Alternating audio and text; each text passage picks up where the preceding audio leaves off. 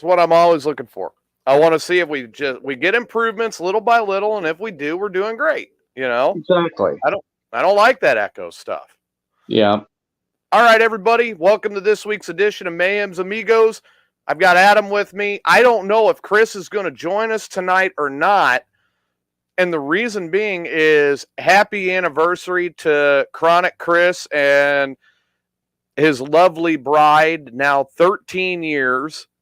They've made it this far without killing each other. I'm very happy for them. I'm sure they give thanks for that. And you know what? I did talk to both of them this morning for a little bit on the phone.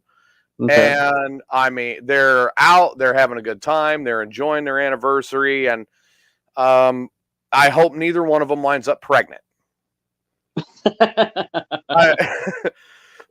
Of course, if Chris does wind up pregnant, kick me in for some of the money, Yeah. He can sponsor all this now. Right, yeah. He can pay for all of it at that point, and I'll just sit back and do nothing. That's if Chris winds up pregnant. And if he does wind up pregnant, we're going to follow that one close. I mean, a pregnant Chronic Chris, that child would be born with a weed addiction from hell. Yeah. I mean, it's just, that kid will probably come out going, I need a joint, bro. Yeah. Right. Oh, man. I know we haven't been on. Brownie is just going to be, where's the weed in this? Yeah, exactly. It tastes weird. So a couple of things I wanted to bring up and discuss real quick as we're getting into everything. I know it's been a couple weeks since we've been on, and part of that has just been trying to find the groove and be able to go. I talked to Chris today about it, and we've agreed that for the time being, Sundays just feel like it's going to be a better fit. Because, Sunday, I'm pretty much at home anyway, setting up my lesson plans and getting things ready to go and doing a bunch of different stuff that I need to for work. So with that being the case, it works a lot better because I'm already here. And then I'm not going out and having a good time and enjoying my time off and then trying to get back and trying to stay sober enough to stay awake long enough to get on here and do the show. And so what I wanted to target was like Sundays at 4, which is what we're doing today. And that gets us started a little early and allows us time later on. There's another show that's out there that is the Cooking for the Broke, or cooking the pores, or eating the pores, or cooking of the poor, or something like that. But Steve does that. Cannibalism of the broke. Yeah, right. Like but no, it is Steve's show, and he does a pretty good job with it. And I like to catch it. And I'm hoping that with a little bit of work and coordination, we won't interfere with each other, and I'll still be able to watch that show. And I don't know, see what he's going to cook the next week. And what's been surprising with it, and he's in the chat room already yelling at me, cooking for the pores. But what's been really surprising with it, the thing I got to say about, I'm going to review it a little bit. What's been really surprising with it is, number one, it's really been endearing. It's something I really enjoy about okay, great. He doesn't start until 7, so I've got time to mess with. All right, so we're going to target Amigos around 4, and that way it gives everybody a chance to log off, get ready, log back in, and have their pen and paper handy, because Steve's actually been doing like different cuisines and desserts and stuff that, I mean, when he's done, before you see the finished product, I mean, it kind of looks like sick in a pan. I mean, it really does. But then the finished product looks okay. And the real surprising thing is nobody's gotten sick, and everybody has high praise for what he's doing. Has it made other dishes look pedestrian? No, I'm not going to start that. Okay. I'm not starting that right now. But no, he actually does a very good job with it. I enjoy the show. It's not your typical show for the Morning Disaster Network. It's more educational. It's taken a lot more seriously, and he really puts a good approach to it and puts a lot of effort into it. So, it's one I do get a kick out of. And there's even been a couple of them I want to try, but I'll be honest, one of them I don't think I will ever try, just because of the name is the Dump Cake. And I'm like, yeah, the name kind of throws. They are actually pretty good if they're done right. Well, I mean, he does them right, and he's gotten a lot of high praise for it. So, I mean, I know I've tried a really good pineapple upside down dump cake. So I don't know if there are different variants. I'm sure there are. I mean, like I said, Steve does a great job with that show, and I don't like missing it. So I had to miss it last week because to kind of fill everybody in. Now I'm fully certified, full-fledged, and now teaching at the school. If anybody's been paying attention to my Facebook, which, I know I'm unpopular and unlikable, so nobody really looks, Well, But after all, me moving and improving myself and taking the steps to make my life better, that was just gaslighting other people. Apparently, yeah. From what I've been, allegedly. Yeah. But in any case, I start this week in Austin, and I will be teaching now at the school in Austin. Really great week this last week. Other than my Harley breaking down, that's right. The professor is in. But other than the Harley breaking down and me having to work on the Harley now to get some maintenance caught up, really great week. Met some great people.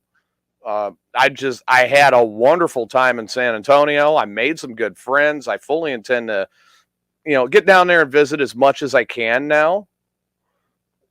Different stuff around here and time permitting. I do fully intend to get down there and visit. And it was a great experience. Some of the things I won't go into, I've talked to Adam about off the air. Yeah. Some of the things I will. I mean, like I said, I made some wonderful friends down there. It sounded like you had an awesome time. I really did. I had a very great experience in San Antonio, and the tools that I left with now going into my position in Austin, I have to admit, made me a lot more confident going into the job, and much, much more excited. And here's the funny thing. Now, I gotta admit it, this was completely on accident. Okay. I did not plan this the way it went. Now, when I first interviewed, I said, look, once we've got the go, I will put in a 2-week notice and I'm going to complete my 2 weeks and yada, yada, yada. Right. Yeah. Because I don't believe in leaving a job like that. Yeah.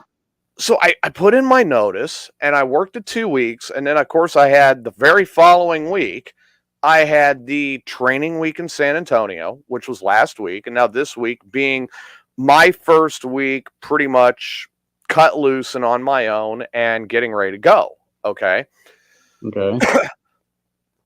I did not realize that my first full week on my own was going to be Thanksgiving week.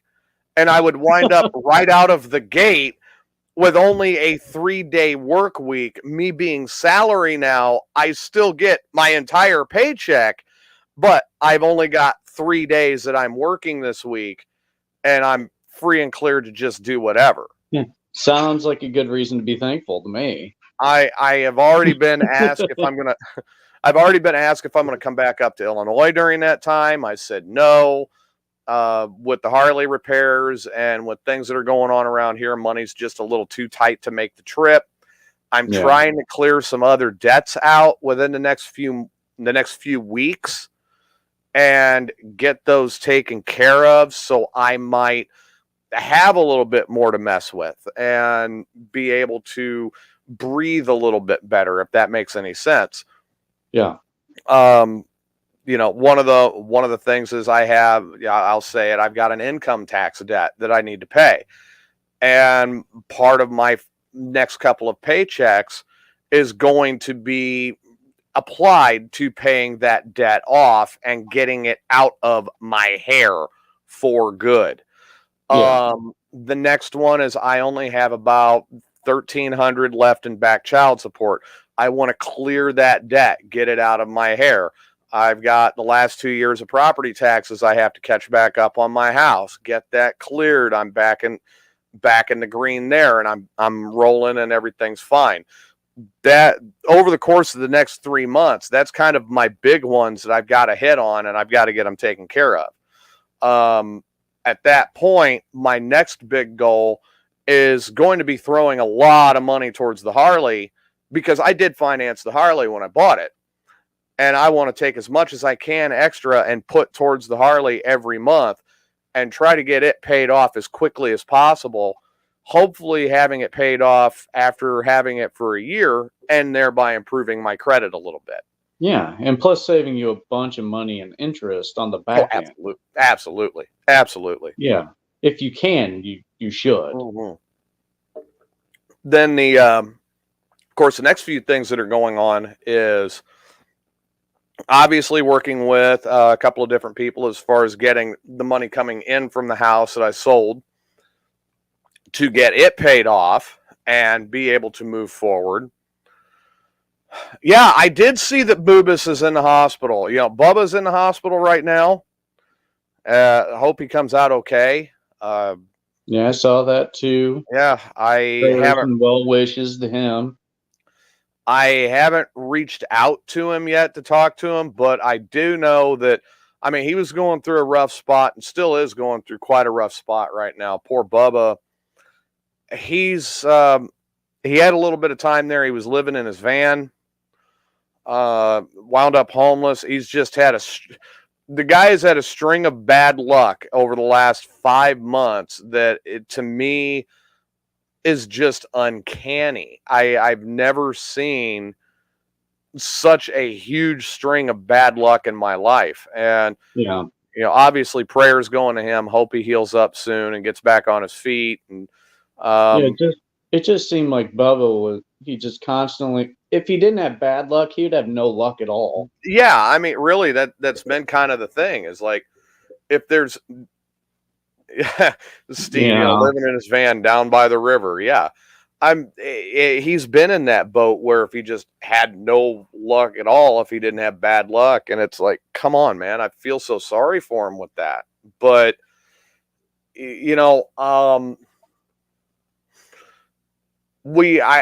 everybody knows me well enough by now to know that I'm very famous for saying that we are all the product of our own decisions. And there were some decisions there that Bubba really needed to make, and maybe had not gotten the time he needed to make them and get things moving, or he may have procrastinated. I don't know all the circumstances. I'm not going to pretend that I know all the circumstances, but I do know that there were some decisions in place that Bubba had to make and did not make them. And the product of that was in a van down by the river. That doesn't mean that I don't feel for him. I really do. But it does mean that we are all a product of our own decisions. This show would not be occurring right now if it wasn't for, in all honesty, we'll go back, and the honest to God fact is, when I made the decision to move to Texas, that was the catalyst for what eventually transpired and then brought Amigos around to become a show, and actually started the progression of rebuild in this sense. My career would not be where it's at. There are many different things that would not be where they are at or what is occurring today if it was not for the decisions that I had made when I had made them. And has there been difficulties along the way? Absolutely, there have been. But all in all, and Adam, I think you would agree, all in all, the decision that ultimately was the catalyst for everything that has transpired over the last year with me moving to Texas was, I would say, 85 to 90% was a good thing. Yeah. You And went and you were able to find your happiness in a location that you were comfortable in. And that's the point in life, isn't it? I mean, To really, really go and get that happiness if yeah, you can. really, I do believe so. Um, I I think there is a lot more that's there that people really take for granted. I mean, if you look at, I would say 80% of the population, I mean, really take a look at it. And how many of that 80% of the population wind up living at home or within 40 minutes of where they were raised when they hit their adult life? I mean, there's not much expansion and exploration. And even if they do end up traveling with like the military or something, 90% of them do end up going back and they end up landing back at home and that's where they stay. Uh, I'm one of the rare few that I was never satisfied there. And I desired more. And literally, I took advantage. I traveled.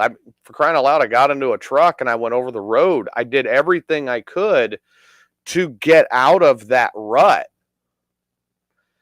And I wound up in Central Texas, which was probably the best decision I've made in many years. You know, my decision to move to Las Cruces, New Mexico when I lived down there, that was kind of a spur of the moment.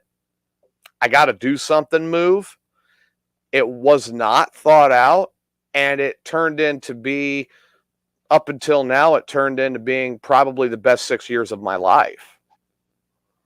And I really loved living there and I made lifelong friends and I still look forward to seeing them whenever I get out there. But that's kind of the expansive on it is my travels were not just me going somewhere to go there. It was trying to find that place where I fit into the niche and I felt like I was at home. And Yeah. after living there, I knew it was going to be somewhere in the Southwest. I knew it was going to be Oklahoma, Texas, Arizona, New Mexico, right in that area. Potentially Colorado was a potential, but Oklahoma, Texas, New Mexico, Arizona, that was my target. And lo and behold, I'm in Texas. I'm in the biggest part of that target and loving where I'm at and loving what I'm doing. And in a matter of a year, just had that turnaround. And now, like you, another reason why we didn't broadcast was you were moving. Yeah. And why don't you go into all that? So, what's been going on with Julie and I is we moved back to Central Illinois. Terrifying thought for most who know Illinois. But I'd like to think that we moved back for probably the best reason you can move to Illinois, which is for family. My boys, my parents, her parents, and our new baby. We want to make sure that our future daughter can see her grandparents without us having to make those really big plans, like 7-hour drive just so grandparents can see their granddaughter. So between that and the old age of our parents across the board, they're not going to be around much longer. So we want to be close. So that way when stuff hits the fan, we're right there. Now, will we stay in Illinois? That remains to be seen. But for the time being, this is where we're going to be. So yeah, there's been a lot of stuff going on. I just have my boys for the weekend, this weekend. I can tell because you haven't shaved. Yeah, I know. I'm looking scruffy and rough. Yeah, you do kind of look like you got ran through the mill a little bit. Yeah, my boys are good about that. But they are my boys. They know those buttons to push. Right. So, but no, it was wonderful to have my boys over. I'll take them whenever I can get them. That's all there is to it. But yeah, that's kind of all the things that's been kind of shuffling into this whole Mayhem Amigos thing. Right. And me being able to be available for this, becoming one of the Amigos. Well, it's on the way. So and like I said, the thing I like about this show is we've torn the walls down. Yeah. The characters are gone. The walls are torn down. We're just being ourselves. And we're having fun, and we're talking about different stuff, things that are immediate, things that are pressing, things that are off in the distance. Doesn't matter. We're just bullshitting. This is, I gotta admit it, that the thought that crossed my mind with this show is I was like, I want to have the Seinfeld of shows. I want to have like the Seinfeld of podcasts where we're literally doing nothing, but we're doing a show and we're making it entertaining. I want it to seem like we're just hanging out and people who join us feel like they're just part of the conversation. Well, I mean, Steve jumps right in. He's a part of the conversation, I know that anybody listening right now, you pop up in the chat room and say something, And say hi, let us know how you're doing. Yeah. I mean, I could go into a very descriptive version of, the bowel movement that I had right before getting on the air today. I don't think I want to do that. No. That's okay. Yeah, we don't need to discuss all of that. Yeah. There are certain people that one of these days I'll send them a picture. Yeah, I'm sure they will appreciate it too. Oh, yes. But I still get one from Marvin once in a while. I'm like, oh, dude, really? Why did you send me this? He goes, I wanted to see if you were paying attention. God, Marvin, why? But, that's Marv. Of course What it is. Do you do? You can't expect things from Marvin. No. Because if you did, you would be disappointed. No, I gotta let you go for a second. I'll be back. Right. It's actually my mom on the phone. So okay.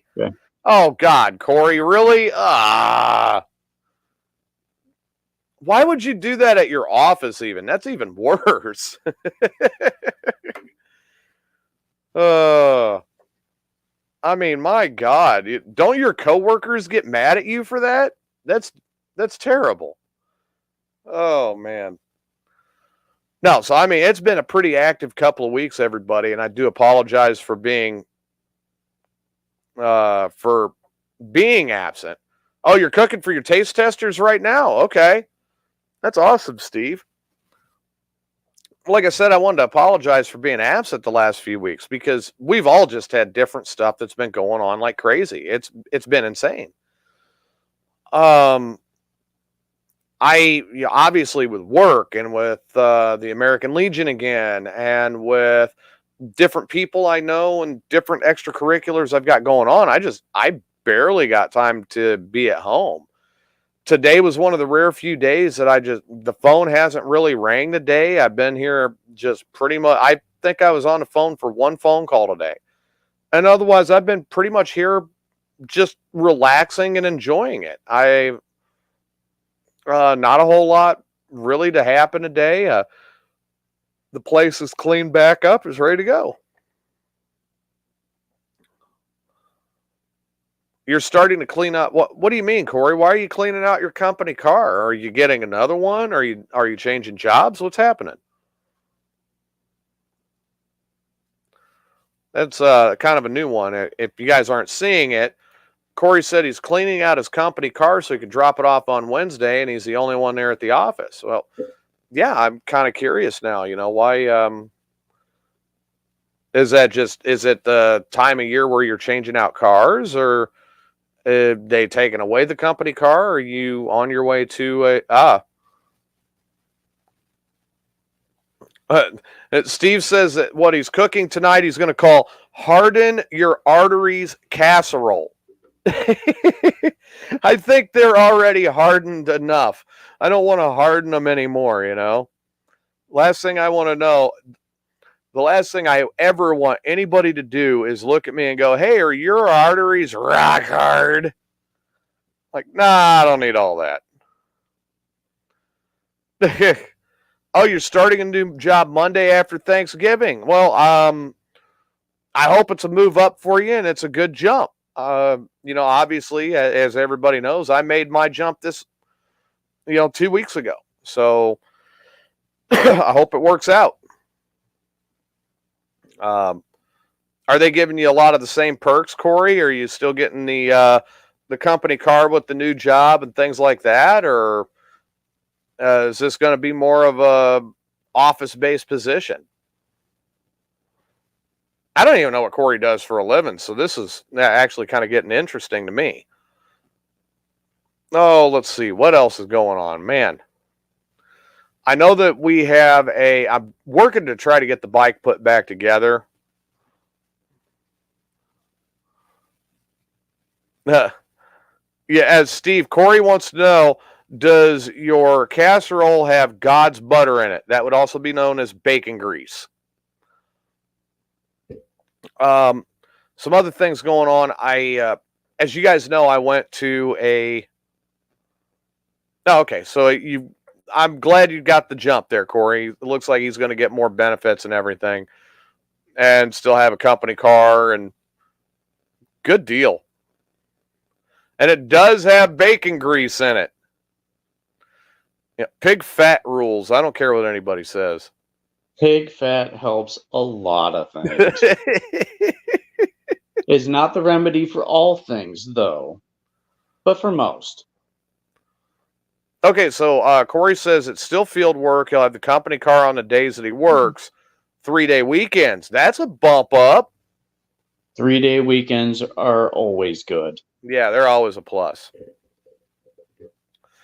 Let's see. But okay, so everybody knows that I went to the annual pig roast up in Johnson City a few weeks back. Took the Harley that was the first real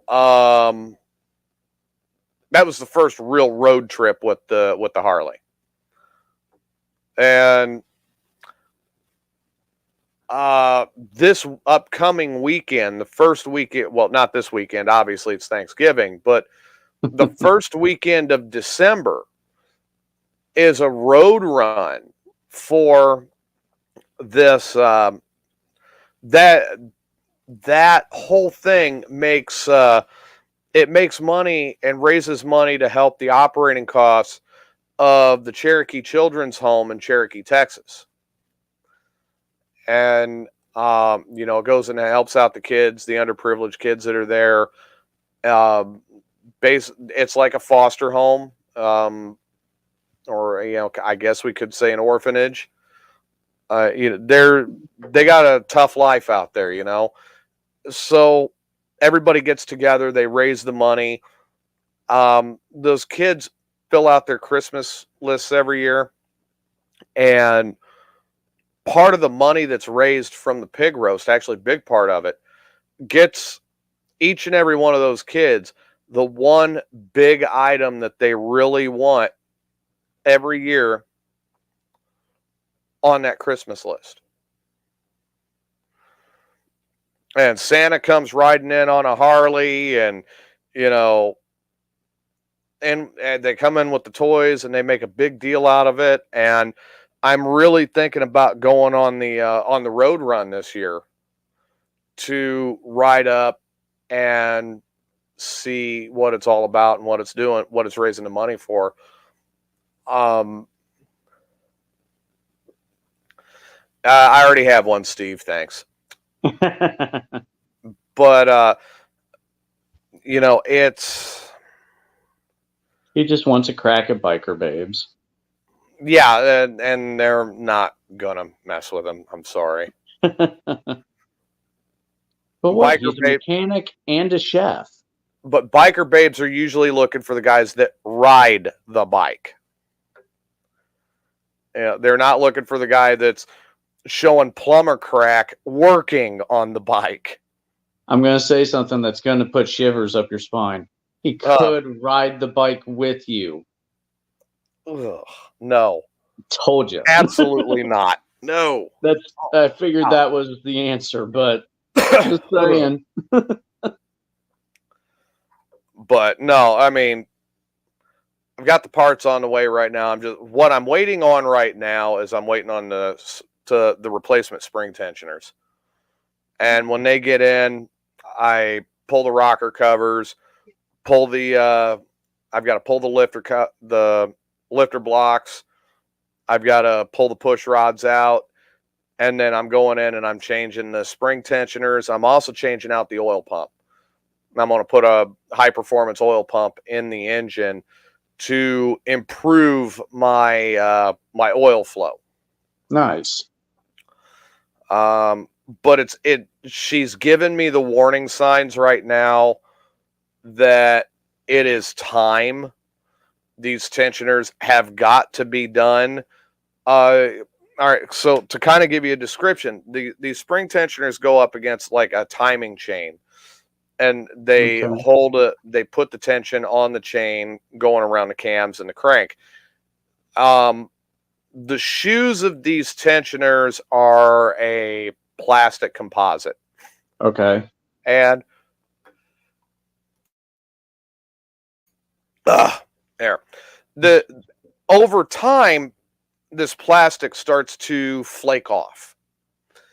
And as it flakes, it starts putting these metal flakes into the screen of the oil pump, and eventually it starts dropping the oil pressure when you're at idle from the oil coming out of the oil pump. Okay. The next step is it plugs up the oil pump completely. And then after that, obviously, run an engine with no oil and you have scattered engine guts. Yeah. So I've caught it. I know what's getting ready to happen. The bike is parked until I get my parts, and then I will be spending a day pretty much inside the engine of this bike and getting it put back together and ready to kick. I'm just waiting on the parts to arrive. We also had to go through my uncle went through this week, and he rebuilt the entire fuel system because I did ride it down to San Antonio, but on Monday morning it sprung a fuel leak. Oh no. Which was all sorts of fun, riding the bike back to the hotel, watching gas spew down on the engine. I'm going, please don't catch fire. Please don't catch fire. Please don't catch fire. That's going to burn. Yeah. And I got it back, but we got it home. Everything's in one piece. And he went through and completely rebuilt the entire fuel system on it. And he said when he pulled it apart, the O-rings and the seals that were inside the fuel system were so bad that they were flaking out. Oh. And I'm going, okay. No. And that's where I looked at him. I said, look, I told him where my oil pressure was dropping to when I was sitting at idle. I said, look, we've gotten too many warning signs now. Yeah. The push rod covers started leaking when I took it to San Antonio the first time. Then it starts leaking fuel. It's dumping fuel pressure or oil pressure. She's been neglected. Yeah, the writing's on the wall at this point. Right. It's time to get it done. Steve, she's an 04. So it's time to get it done. And the 88 twin cam is probably one of my favorite motors that Harley built. Parts arrive in time to repair the bike during the thing. I'm really hoping they do. Corey, you're dead on there. I really hope that all the parts do get in by about tomorrow or Tuesday, and then I could get in there and get everything done and get it dialed in. But yeah, it's just, she's showing us just, it's not that it wasn't ridden. I bought the bike with 47,000 miles on it. I knew there was going to be things that came up, but the difference is I've already put 2,000 miles on it since I've had it. And I get out and I ride it, and I do enjoy riding it, and I take it to and from work, and I do a lot of stuff with my bike. To have this little stuff popping up now is kind of a mixed blessing, because at least now I'm seeing it, and I can get it taken care of, get the bike back on the road. I'll have to go through my 2 weeks of winter, and then I'll be able to get back on it and continue riding. I go to work late enough that it's warmed up. I'm okay. I'm coming back at night early enough that unless I'm out real late, there's no reason I shouldn't be able to get back and park the bike, grab the car, where if I need the heat, I got it. But I've got all the leathers and everything I need in the bike. So if I am caught in inclement weather, I can bundle up like a leather-clad Eskimo and still go down the road just fine, you know? And yeah. Yeah, you know, and Corey, you might be right. The ethanol in the fuel, that is something that has happened over the years. Ethanol in the fuel has gotten so insanely loaded up. I don't get it. And it's a fuel injected bike, so I don't know how it would gum up a carburetor being fuel injected, but it's good thought. My old bike, I actually had to clean the carbs out because of the ethanol in the fuel. So just from the corn component of the ethanol? Pretty much. Yeah, okay. It gums everything up. You got to run a higher octane or some cleaner through it about once a month. Keep it cleaned out. You know, of course, I've already for Illinois to crush your biking experience. Right. I run a Lucas injector cleaner. Okay. As well as an ethanol remover. And I run that through the bike once a month and clean it out. I do it in my car too. And that tends to help it out quite a bit. I mean, there's other things I'm going to be adding to the bike. Dual exhaust, get true duals on it, get rid of the crossover pipe. I am adding a Thunder Max tuner that I'll be putting on it within about another month. Yeah, Lucas is a great product. Yeah. And I'll tell you what little bit I have to use in the bike, I mean, I could buy a quart of each and they'll last me 6 months. Nice. So they really do a great job cleaning everything out. If they would pay me, I'd make them a sponsor, but you know, we're not big enough to get paid yet. So yeah, working on it. I'm not worried about it if we are. Yeah, I'd still recommend it.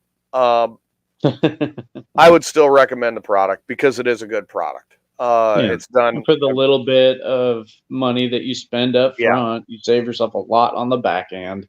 Yeah, pretty much. You end up bringing your maintenance costs down. You can spread it out a little more. Of course, everything I've got, with the exception of the Suburban,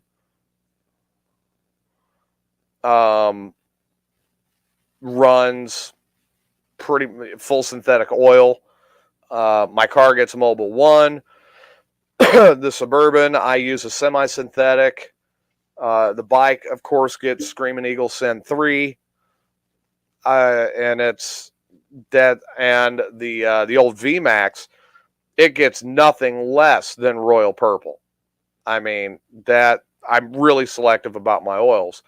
the car, I run it all the time. It's on Mobile One. It does great on the Mobile One.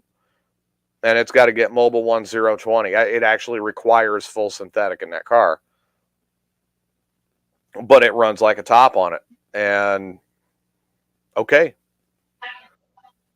Yeah, ethanol-free gas is harder to come by. That's why I said, when you can, if you can't get it ethanol-free, then at least go ahead and run the stuff in it that you can clean everything back out and just keep it at optimum. That's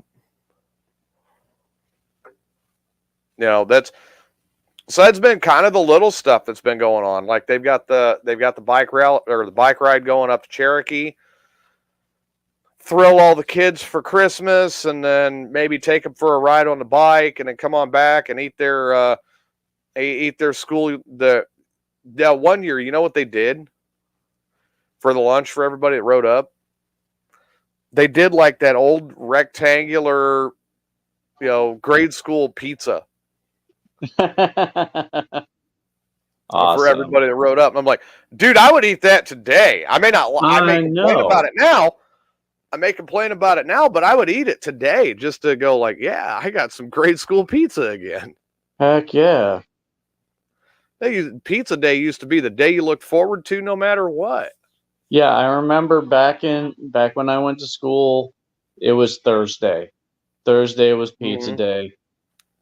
And that was just, yeah, you got as much of it as you could. Right. Now, me personally now, that's good. I just read your message. That is good. No echo on the YouTube stream. Awesome.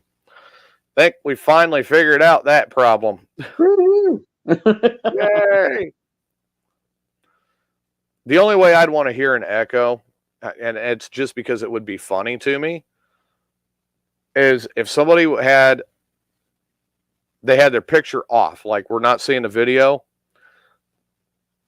and we don't know what they're doing, and then they're evacuating their bowels, and all of a sudden you hear an earthquake-sized fart erupt, and then it echoes, and then I would want the echo. Yeah. Echo, reverb, something just to reverb the fart, and I'm going to sit there and laugh like I'm a junior high kid. Either that, or maybe have like their screen go all rainbowy, and have a hippie type sound, like guitar riff or something. Go echo. Right. Yeah. Well, let's see. The other projects we've got going on around here is like, I'm obviously still doing work on the coach. I'm getting closer. I should be getting the water pump assembly in for the pontoon within the next week or two. And then I've got to pull the lower unit apart on the pontoon and replace that water pump assembly, put it back together, and test fire it one more time, make sure I got it running right. So when are we having the Mayhem pontoon on the Gulf type of party? Oh, that boat, that pontoon is not a Gulf pontoon. It's not. It's freshwater only. I'm just saying. It's not going down to the salt water. No, nowhere. Well, I mean, when Steve I'd have to get down there first. when Steve makes a lot of money off of the his cooking for the poors, and he can afford to like fly everybody down and rent a boat for 2 or 3 days, get us out on the Gulf, then I'll consider it, but I don't want to see the whiteboard of that. You don't want to see the whiteboard of that one? No. No. Oh man, I can imagine that. Ooh. I'm not sure I want to try to imagine that. No, I've seen trust past me. Whiteboards. No. Yeah. No, trust me. The mental image just hit my head. Oh God. Yeah. This is what I get for having a vivid imagination. He's like, okay, I'm there. Oh, good. No. Oh, I hear the description coming on Tuesday. So let me tell you what I imagined. And I'm just going to get those looks on my face like, what? What? Ooh, no. I'll pull into work after the show and vomit on the parking lot because I'll be like, oh, why? You know? Pull off the side Yep. of the road just to release it. No, I have my students running up to my car going, you okay? You okay? No, I'm not. Trust me. Run away if you want to get out alive. Steve says he's independently wealthy. Right. I'm trying to figure out a translation for that. He's Wealthy and good enough for friends. him. Wealthy and with good friends and a fulfilling life. I mean, is that the independent wealth we're looking at here? Yeah. I'm He's wealthy enough for Milk Dud.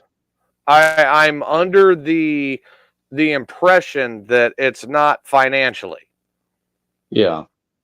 I'm under the impression that that would be like emotionally and mentally and spiritually, connectively. He has a great wealth of friends. Yeah, there you go. Is that safe? He I'd has say an that's safe. abundance of friends. Right. So that's what I'm trying to figure out. I mean, I'm relatively certain it's not monetarily. But hey, it is what it is. You know, if Steve's got money, good for him. Yeah. I'm okay with, you know, what I'm doing and how I'm living. I'm enjoying it, you know. Yep. I am not here to judge because I don't want people judging me. Oh, I judge me enough. Yeah. I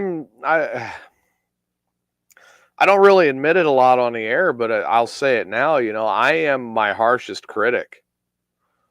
I am literally my harshest critic. Like anybody else could take any work I do and they could say whatever they want, and I am literally harder on myself about what I'm doing and how and why than anybody could be. I'm truly my harshest critic. You know, there were shows that I've done over the years where I ended and I'm like, why the hell did I even put that out? And just went the next week pissed. Got back on the following week, did another one. That was a lot more of what I wanted to do. I felt a lot better about it. But I am literally my harshest critic. Well, it's good when you can criticize yourself in a constructive manner that allows you to become better than what you were. But if you criticize yourself to a point where you feel like shit and you're just not doing yourself any favors by doing it, that's completely different. Oh, dude, I'll rip myself down. Yeah. I'll rip myself down. If I've got a problem I'm working on, you know, at home, at work, whatever's going on, and I'm trying to figure it out, I will lose sleep over it. I will sit there and chew on it and let it annoy me until I figure it out. I mean, I really my harshest critic and probably the hardest boss I've got is myself because I demand so much of myself. Yeah, you hold yourself to a higher standard. You know what you're capable of. You know you can do better. And if I'm not getting there, you know, that really it's a trigger. It's a true trigger to me. If I make a decision that I think I'm doing something for the greater good, and then that decision completely backfires. If there are other people involved in that decision, yes, naturally, I'm going to take some of it out on them.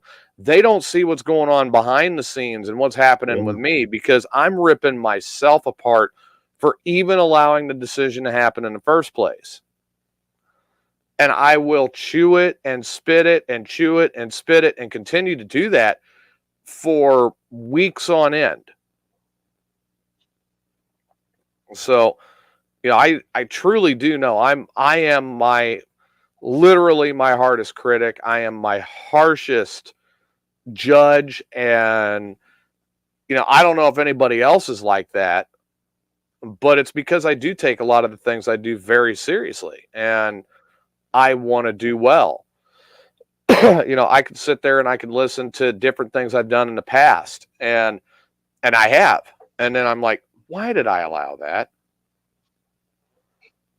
And I'm kicking myself, but it's what's done is done. It's in the past.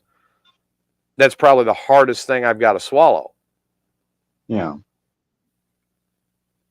So, I mean, like I said, I don't know if you're like that or anybody else. Well, I learned a long time ago that unless you can actually use something to make yourself better, sometimes it's better to let it go. I mean, if it's going to cause you to tear yourself down, like to that extent, it's better to just let it go. To give you a point of view, I've let stuff bug me until it sent me to psych ward for like 3.5 months. It's taken me down that path, like that hard, and I can't do that. I have to be able to recognize whether it's a positive criticism or not. Right. And if it's just not worth it, I've got to let it go. And it's hard. It sucks. But if I can't grow from the lesson, there is no lesson. Well, like I've even just, as recently as this summer, I have criticized a decision I made to such a point that after, Riley went home, I was sitting here drinking myself so far down the hole that I was waking up in the middle of the night with explosive diarrhea. And I guess I was shitting the decision out. But the fact is I know what I was doing. I was literally drinking myself almost 4 times a week. I was drinking myself to alcohol poisoning. Yeah. Because I was criticizing that decision so much. That's not a way to deal with that shit. Well, and I was and figuratively. I was criticizing it. There was a pussy on the screen. Handle my pussy. So I'm sorry, everybody. Oh my god. All right, Dr. No. What? It's just little Gracie girl. Oh boy. That's a cat, all right. Yeah. Come on. But no, I criticized myself down so far to the point that taking the new job was such a relief by moving on and moving forward that was really kind of the trigger that got me to back off of the booze. I had a couple of margaritas yesterday. Over the course of this week, honestly, I drank more beer than I did alcohol. Okay. I was out Wednesday with one of my coworkers. We had a phenomenal time. Hell, I had a lemon drop shot for the first time in probably 10 years. Wow. Of course, the shots I bought were frozen Crown Apple. Those were good. And then I got told, hey, when the seasonal comes out for Crown Caramel, you freeze them the up. Apple and caramel. Exactly. You mix the apple and the caramel, you throw in an ice cube, hit the blender, pour it back in, and there you go. I'm like, yeah, I got to try this. Yeah, that sounds like a much more fall drink. It sounds like a candy apple. Yeah. It really does. Caramel apple. Yeah, definitely. Sounds like a candy apple. And I'm like, I bet that is good. And then if it is good, I'll have to send the recipe to the 4-tire Michelin chef and see if he can improve upon it.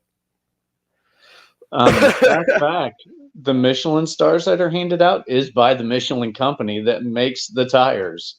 No kidding. No kidding. They did that as a ploy to get people to travel. Really? Yeah, I didn't know yeah. that. Yes, they did. That's why they are Michelin stars, and that's why they coincidentally have the same name. It's because it is the same company that did it. I'll be They did damned. it in Europe to encourage people to drive to wear their tires down. There it is. Steve going. He's got caramel apple moonshine. Yeah, but this is Crown Royal actually comes out with a caramel Crown Royal, and I'm like, dude. Oh god. All right. Oh god, look at Corey already stirring it up.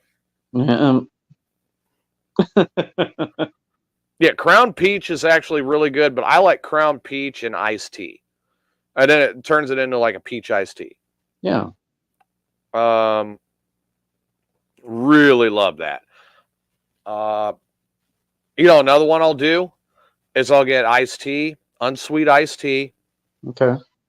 And then I'll drop about 3 shots of lemon vodka in it. Okay. So maybe like an Arnold Palmer type of situation? Kind of, yeah. Man, wow. Hey, Crown is coming out with Crown Blackberry. I could see that being kind of good. Dude, I want to try that. Yeah. So now we were standing out there Friday, and the one coworker that one of the coworkers I was hanging out with quite a bit over the week, she comes pulling in and she gets out of her car and she goes, "Fuck you, TJ." And I went all Shoresy on her. I'm like, "For what?"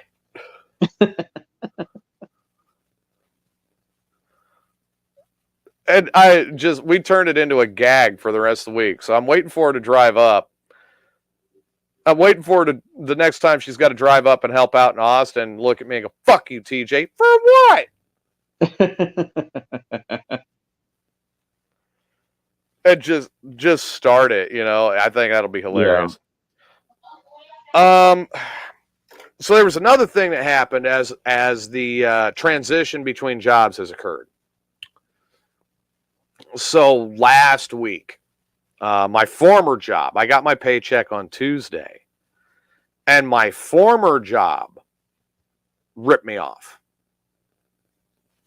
Not surprised. My paycheck was a deposit of $300.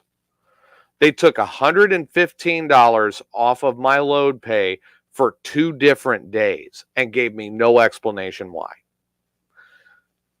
So, I explode, right? Of course. I mean, you should. So they do that. And then they have enough nerve on Friday to call me and ask for an exit interview. Right. Okay, I'll give you that exit interview. Oh, I did. And I tore the company apart. I'm like, look, I said, I'll be honest with you. You guys' communication is terrible. Your safety policies are overbearing. Your control of the trucks is ridiculous. Your slip seating is completely retarded. I don't know why you do A, B, C, D, E, F, G and went through the alphabet on them.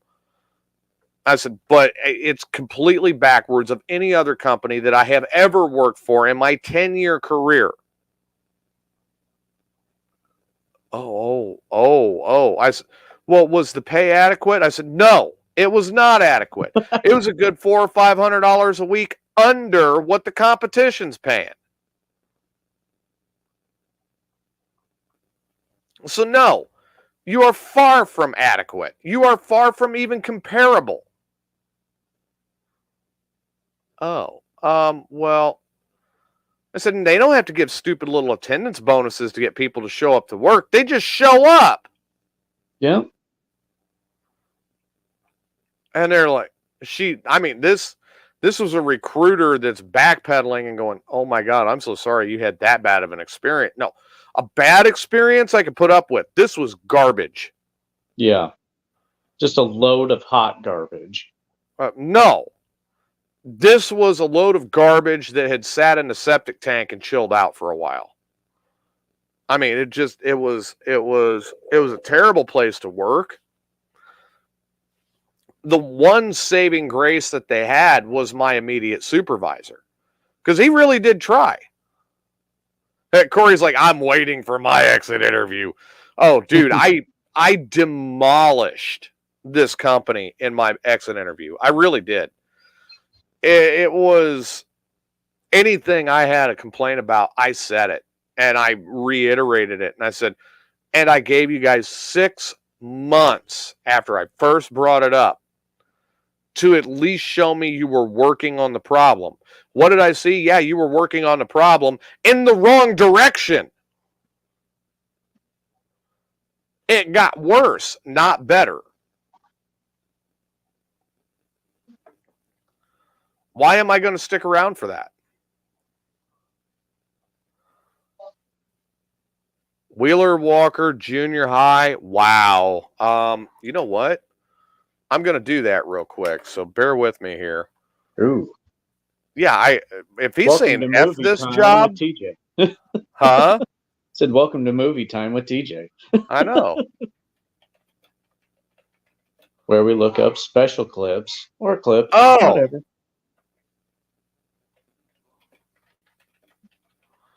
Wheeler Walker Jr., the singer.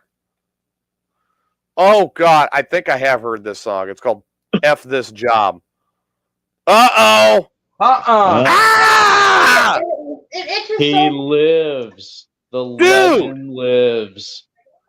Dude, my God, look at you. I'm going to zoom in on you. What happened to you, Chris? Look at your head. I got too much going on at once. I opened up my messenger. I don't know why my messenger's not dinging. Clicked on this thing and... Oh, I know why it's not dinging. Let the dog out. Why is it not dinging? Because yesterday when I went to bed, you were drunk and your phone was going off. Dude, look at your head. Oh, fuck. What the hell? Dude, you look like you... I'm serious. I'm zooming in on you. You look like you seriously... What the hell just happened there? Oh, he dropped out. He dropped us. Yeah. Man, he looked like he just went 5 rounds with Muhammad Ali in the sack.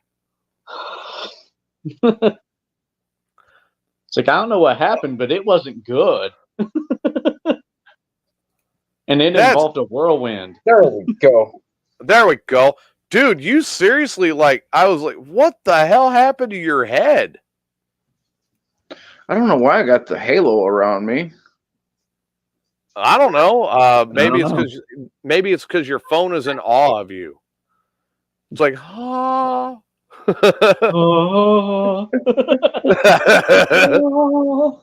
Oh, yeah, dude, I saw the light behind you, Chris.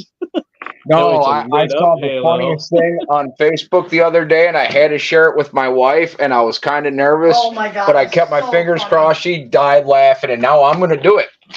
I need someone to drive the vehicle and someone to be in the passenger seat videotaping, and we're going to put a sticker on the back that says "Honk if you love Satan." And when people honk, I'm going to open the trunk dressed as Jesus and just with a highly disappointed look on my face. You'd have to drive around to town, though, and do that. Oh, you can't dude, drive down the highway and do that. No, yeah, I would do it down the town I live in here, because there's TJ and Adam. Adam? My Adam? No, different Adam. No. Different Adam. I mean, oh my God, dude, that would be classic. Probably not. Yeah, the town that I live in is pretty much run by the Pentecostal church. Right. So you got to do it in Springfield. No, I got to do it right here where I live. But I straight up said if I put a sticker like that on my car, I'd probably be fired from my job in a week. Probably. I'm serious, man. You really need to put a static cling version of it on your car, and then just drive by the Capitol building in Illinois, right down there in Springfield. Might get a lot of honks. I think you'll have every member of the Illinois General Assembly honking at your car. Speaking of Illinois, went through the. I've been to some shitholes in my life, but You came to Illinois, didn't you? But I think I went through the biggest shithole of a town ever in Illinois. And my daughter wants Taylorville? Cairo. Oh, yeah. Yep. My daughter my stepdaughter wants to move there, and I called her and said, "No, you don't." Cairo is a turd bucket. Yeah. Okay, are you done with me now?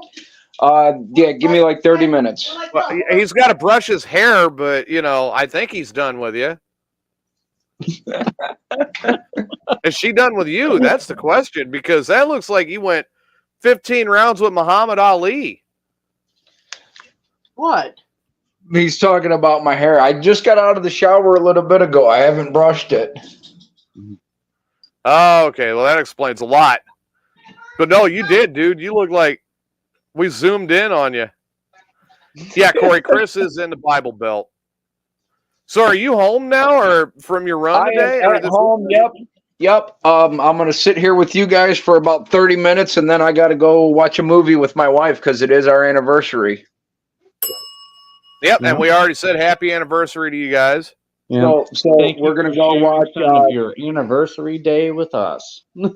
So we're going to go watch the Amityville Horror. Okay. Oh, that sounds like a good anniversary movie. No. Hey, as long as you're into that, it's cool. No, I figured their anniversary movie would have been something like Debbie Does Dallas. A Night in Paris.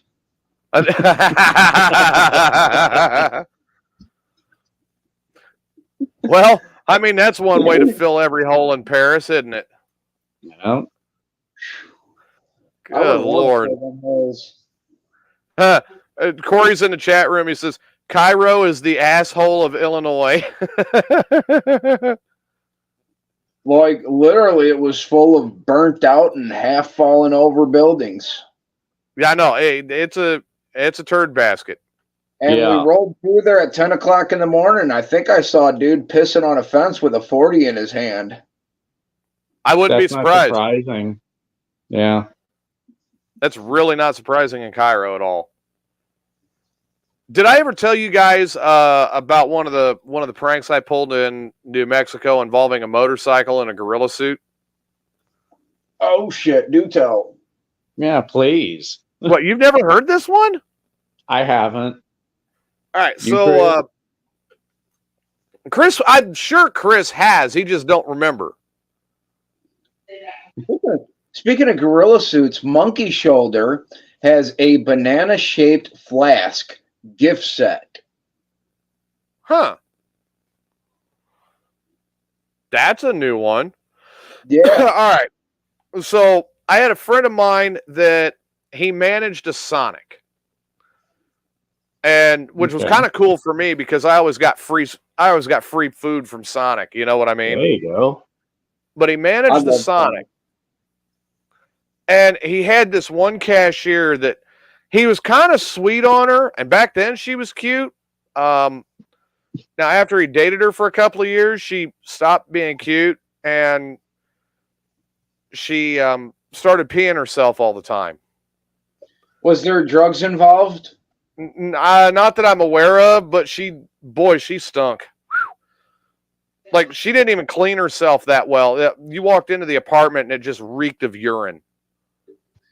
It was terrible. Yeah. And I'm like, how did you go from being that looker a couple of years ago to piss britches? But that beyond the point. So she wasn't doing that good for him as a cashier. And he had her working a drive-through window, and he goes, "Look, man, I need you to do something to get her off, get her off her game because she's just running the numbers, and do something that's going to scare her." I said, "Okay, give me 40 minutes." So I jump on the bike, I ride over to this costume rental place, and I rented a full gorilla suit. I got back on the bike and I rode over to Sonic with this gorilla suit on, right? Okay. I pull in, hit the drive-through window. Okay, can I take your order? You know, she's not looking. I go, yeah, I want a banana split, a banana milkshake, and a banana. Okay. Would you like a burger with that? Did I say I wanted a burger? I said I want a banana split, a banana milkshake, and a banana. Your total's blah, blah, blah. Please pull around. Okay, so here I am. I'm on this KZ. Of course. What the fuck? Come on, I TJ. like Sonic. That sounded like it was going in a good direction too. It did, and I've never seen a drive-up window at Sonic. I always thought you like pull into the car hop stall. Well, you have to like go around their little headquarter spot where the kitchen is. Okay. I don't know what the hell just happened there. The internet didn't want to hear your story. Yeah. Evidently. Sonic put a hit on you, apparently. Yeah, Sonic must have put a hit on me or something. What? She's still angry about it. I guess that's what it is. The banana conspiracy. Right. All right. So anyway, I ride the bike around wearing this gorilla suit. She's walking up with the tray, turns around. All right, you're told. Ah! And throws the shit in the air, jumps a foot. I think she pissed herself then too. It kind of smelled like it, but she just flipped the fuck out, you know, like, oh, I can't. And I start cracking up. My friend starts cracking up. She's swinging everything she can at him, like, you son of a bitch, this was all your fault, blah, blah, blah, you know? Oh my God, dude. Probably one of the best practical jokes I've done in a long time. So that would have been really funny to see. Oh, I wish. It'd be one of the coworkers, it'd be like the person behind you in the line.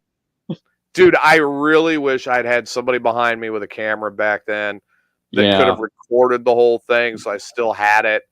But I've got the memory of it. And, you know, come to think of it, yeah, the front of her pants after that were rather moist. So, yeah, that was, you know, a banana split, a banana milkshake, and a banana, and I'm wearing a gorilla suit riding through a Sonic drive-through. Oh, she leaped a foot through everything over her head. I think some of the banana split wound up in her bra, which was kind of funny. But the wet spot on the front of her... So you got some of your banana in her bra then? Yeah, she wound up with some of my banana in her bra. You know, figure this one out. Yeah.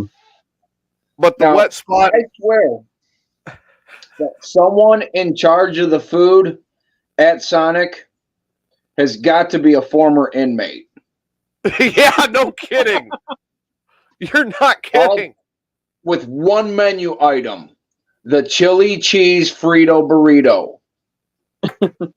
That is a fucking inmate thing all day long, but I love them at Sonic. Oh my God. Well, yeah, because they have Bruno or something like that.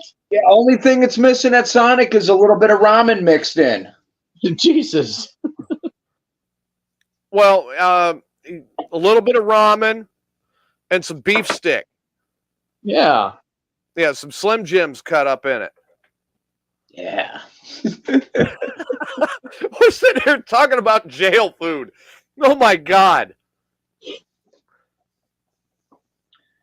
You know, that's pretty bad. Chris, how many times have you been in jail?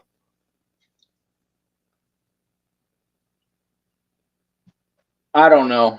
Yeah, that was too long to try to figure it out. Yeah. Adam, how many times have you been in jail? Twice for a total of 6 hours. Okay, I've had a 30-day stretch, and I've been in jail more times than I can count. So, dude, when you're sitting here, you start talking about, like, the jailhouse way things were.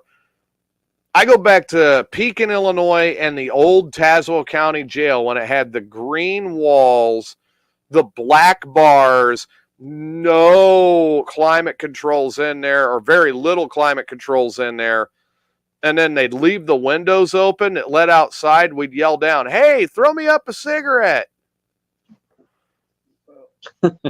And somebody throw us up a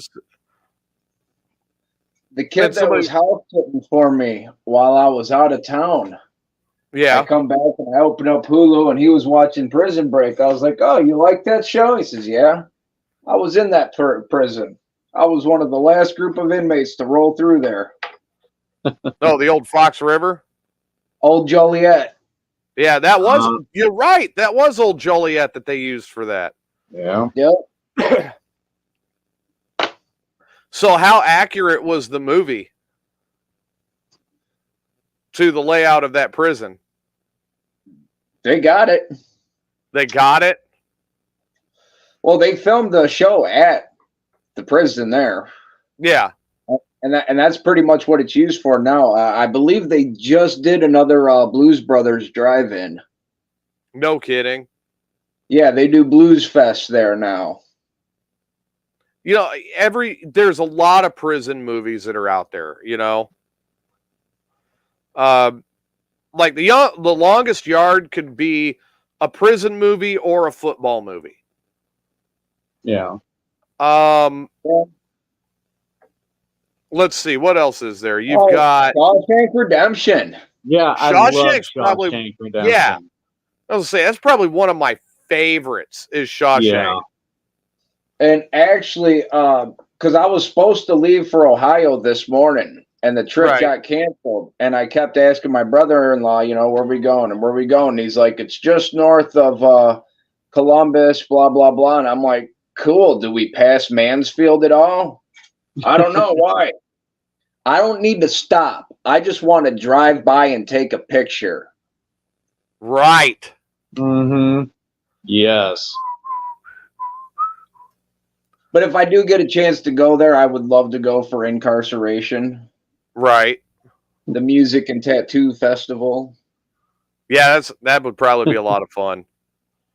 Dude, I mean, what other ones were at? Prison Break was, you know, the whole series was great. The Green Mile. The Green Mile. Penitentiary 2. Yeah. Blood In, Blood Out, Bound by Honor. The Rock. Yeah. Oh God, The Rock. Damn it! The Great Escape. How did I forget The Rock? Sean Connery and Nicolas Cage. My God, what a great movie. Yeah. Murder in the First, about the guy that was in Alcatraz in the hole for like 6 years, and Double it came Jeopardy. out about the whole. Oh yeah, Double Jeopardy. That was a good one. Double Jeopardy. Sandra Bullock. Yeah.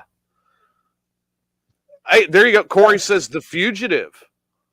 Yeah, there you go. Yeah. All right. My one of my closer friends, I mean, she's like a sister to me, and my old roommate in Bloomington, she got me hooked on all of those Sandra Bullock movies. I like Practical Magic. Dude, if it wasn't Speed, Demolition Man. You know what? The ones that I didn't think I was going to like, but I sat down and I watched them with her, and I ended up getting a kick out of them, was the Miss Congeniality movies. I seen the first I'm one. going to pass on those. No, dude, I'm serious. I got a laugh out of both of those. I seen the first one. I got a laugh out of it. I'm telling you, when she screams and starts walking funny, and then what's his name turns around and goes, bikini wax. Ooh. Oh, Escape from Cell Block 13. Since we're talking about movies and stuff here, Yeah. settle this debate for me. Because personally, I don't think Christmas is Christmas until I see Hans Gruber fall from Nakatomi Tower. Yes. Yes. My wife says Die Hard is not a Christmas movie. Die Hard is a Die Hard is a Christmas movie. first Die Hard is a Christmas movie. It's surrounded the by, second it's one. themed around. The only reason he's there is for the Christmas party. Right. Yep. And the second one was he was picking up his wife at the airport to take her back to his in-laws for Christmas. Yeah. So the second one is also a Christmas movie. Hey, guess what? I'll even make it worse. Gremlins is the first Gremlins is also a Christmas movie, and the original Lethal Weapon is also a Christmas movie. Oh, well, there you go. I got a bone to pick with you, TJ.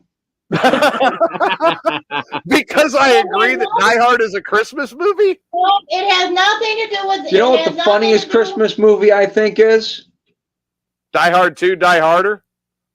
Planes, Trains, and Automobiles. Oh, yeah. There you go. That's a good one. This has nothing to do with Christmas movies. The bone I have to pick with you. They There are a lot of are Christmas all movies based that around don't have to do with Christmas. Christmas. Okay, I agree, but that's not what I'm mad at you about. Uh-oh. What did I do? Tell them. Apparently, you called me earlier today and said, I know you're busy. And you Because can't it's your do it tonight." anniversary. I know you're not going to be on tonight because it's your anniversry. I still sent him the link in case he wanted to jump on. I know. And But look, I figured he would have. you knew I he was figured he going would have. to pick- You knew he was going to pick you over me. No. Nuh-uh. Oh. He told me he's given us 30 minutes, and then you could beat him like Muhammad Ali beat Joe Frazier. He said you said 30 minutes. That's funny. He told me he was going to give you 10. Now, Well, if you go away and let me finish my smoke break and chat here, then I'll be there. He's just going to use us like a dirty redheaded stepchild, and then he'll go and. I love my wife to death, and Hey, she loves it when I sit back there in her room watching TV. Although she says my couch is the most comfortable couch in this house, here in the studio. Right. And she knows I like to smoke. But she'll say, why don't you ever sit back here with me? The minute I go back there to sit with her, quit smoking back here. What do you want? Look at this. Corey, Chris- I've seen Corey that. says That is that- an awesome thing. They have an advent calendar that is Nakatomi Tower. It starts with Hans Gruber at the Yep, top yep. and counts down to him hitting the ground. Yep, I Yep. seen that one. That one was cool. Yep, I want that calendar now. I like it. They also have ones that are liquor-based advent Ooh. calendars. You Yeah. open it up, and each day you get a different shot. Oh, those are always good. Oh, speaking of, Hey, you know what, Chris? Here's the thing: is you and I are still really good at getting each other in trouble.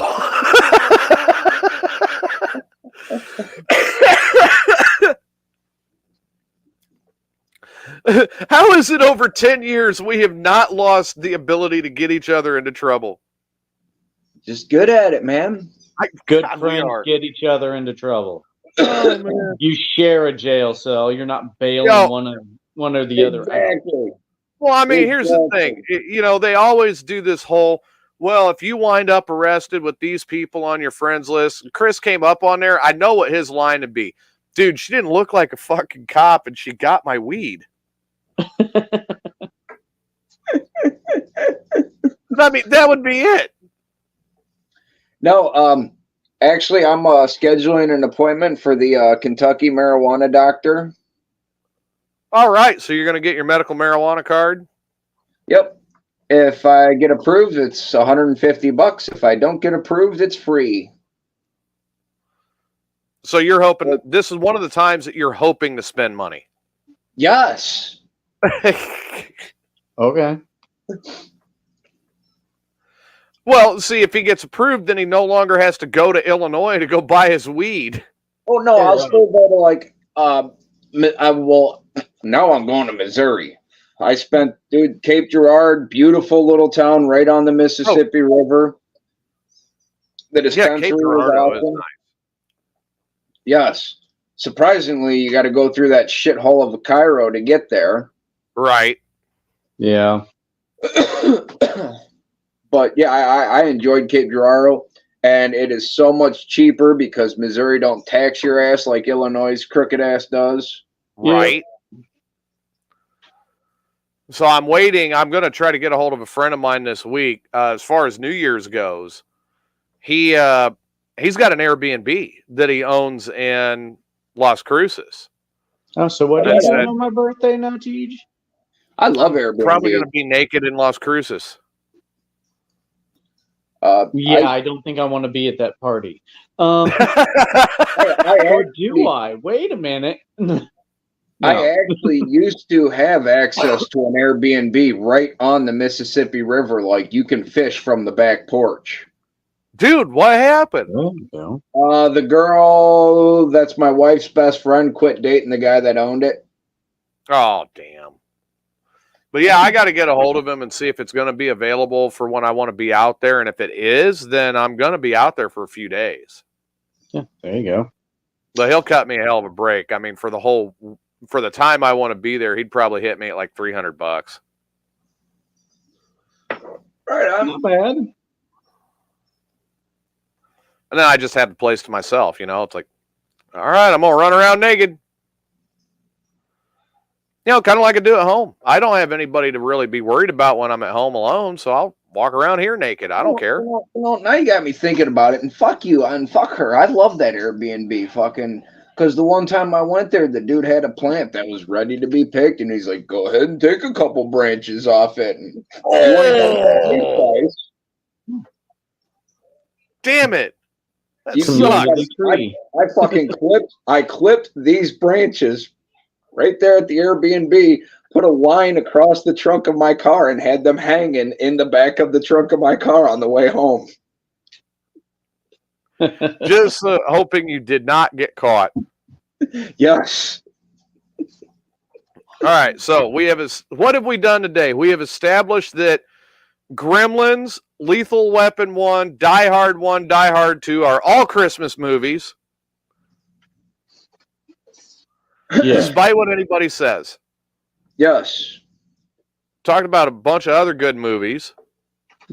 It can't be a Christmas movie if they don't make an advent calendar out of it. And we've confirmed there's a Nakatomi Towers one. Yes, I've seen it on Amazon. Yeah. So hey, I bet they could get an advent calendar. I bet they could get an advent calendar of the nice naked titty woman and Lethal Weapon falling off of the building when she plunged to her death. And that was at Christmas. Well, Merry Christmas. Merry Christmas to me. I got to see some nice titties. Do you know why? Men have a torso and women have a waist? No. Because on a man, it's a torso. On a woman, it's a waist, because you can put 2 more boobs right there. God. The bad joke of the night goes to Chris. God, dude, that's a dad joke if I've ever heard it. Board goes up there. Oh yeah, definitely right there. On his anniversary night.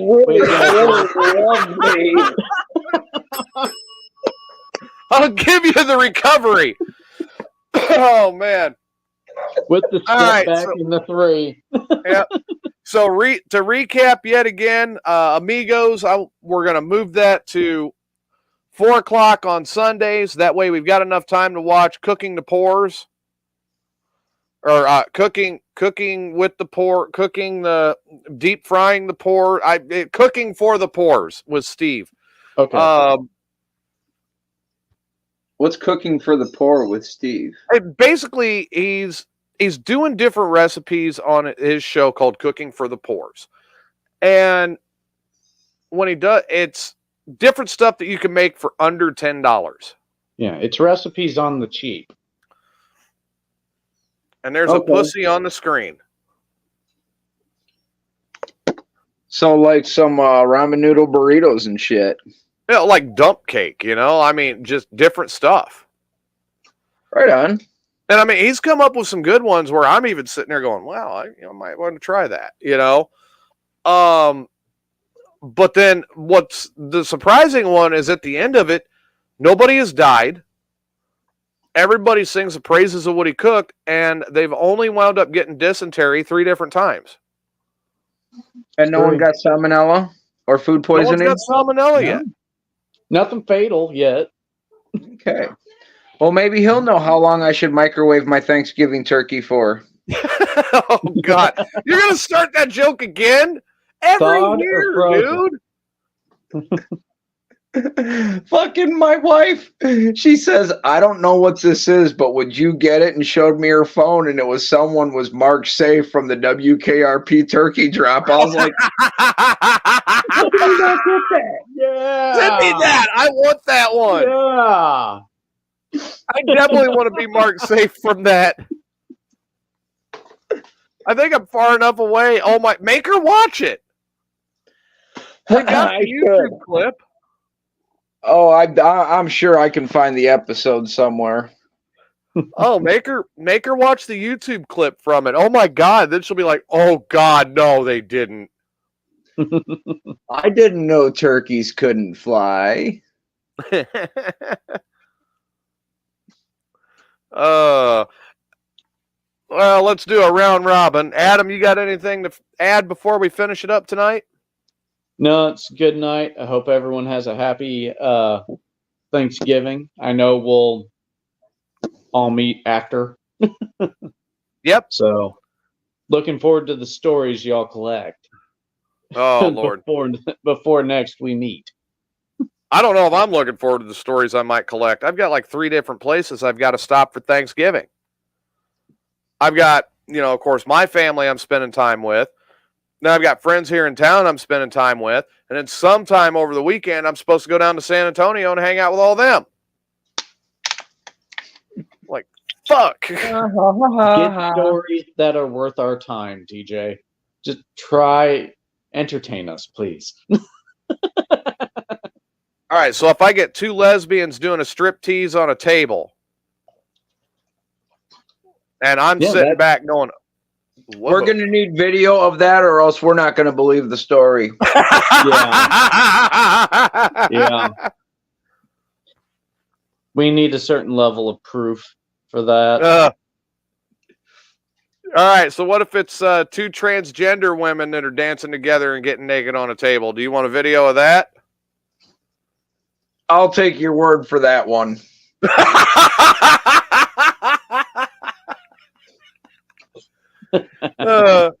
Chris, you got anything to add before we call it for the night? Ladies and gentlemen, I'm going to give you the same advice I gave to a bunch of 14, 15, 16-year-old kids. I was at the Drury Hotel. They were playing in the pool, splashing. I was sitting in the hot tub. They splashed me, said they're sorry. I says, don't worry about it, dude. Have fun, live your life, enjoy it while you got it. There it is. Yeah. All right, everybody. And make sure your coffee is always black. And warm. So, all right, everybody. I hope you had a good time with the show tonight. I know we had a good time bringing it to you. We will see you again next Sunday, 4 p.m. for another edition of Mayhem's Amigos. I'm TJ. That's Chronic Chris. That's intern Adam. We'll rock it next time. See you then. All right.